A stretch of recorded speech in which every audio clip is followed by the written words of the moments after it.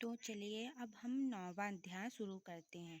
तो कार्तिक मास का ये 9वां अध्याय है, इसको ध्यान से सुनिएगा। राजा पृथु बोले, हे श्रेष्ठ मुनि नारद जी, आपने कार्तिक मास के व्रत में जो तुलसी की जड़ में भगवान विष्णु का निवास बताकर उस स्थान की मिट्टी का पूजन करना बतलाया है, अतः मैं श्री तुलसी जी के महात्म्य को सुनना चाहता हूँ।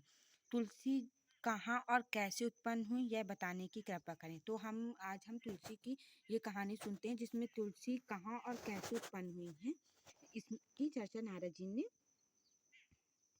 की बताया है। ठीक है, तो हम सुनते हैं। नारद जी ने कहा, राजन आप सावधान होकर तुलसी जी की महत्ता तथा उसके जन्म का प्राचीन इतिहास सुनिए। एक समय जब देव गुरु बृहस्पति और देवराज इंद्र कैलाश पर्वत पर शंकर जी का दर्शन करने गए, तो भगवान शंकर ने अपने भक्तों की परीक्षा ली। उन जटाधारी दिगंबर ने उनके मार्ग में अवरोध डाला। यद्यपि वह तेजस्वी, शांत, लंबी भुजों और चौड़ी छाती वाले गौवर्ण अपने विशाल नेत्रों से युक्त तथा सिर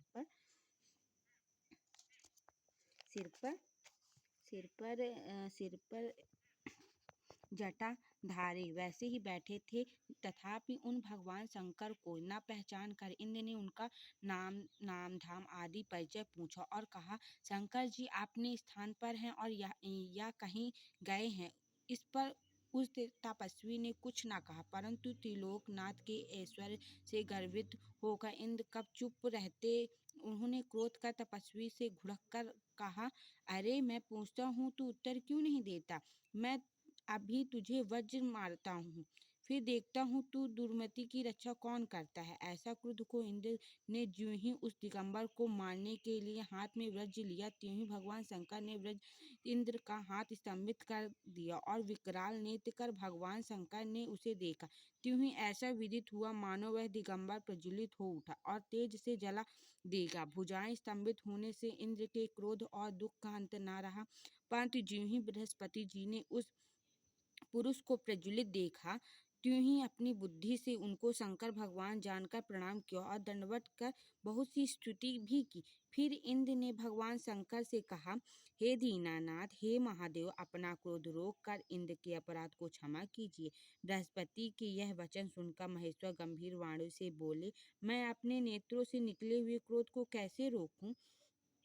तब बृहस्पति ने कहा, भगवान भक्तों पर दया करनी चाहिए। आप अपना भक्त वात्सल नाम सार्थक कीजिए और आप अपने इस तेज को कहीं और स्थापित कर इंद्र का उद्धार कीजिए। तब भगवान शंकर ने गुरु बृहस्पति से कहा, मैं तुम्हारी स्तुति से प्रसन्न हूँ।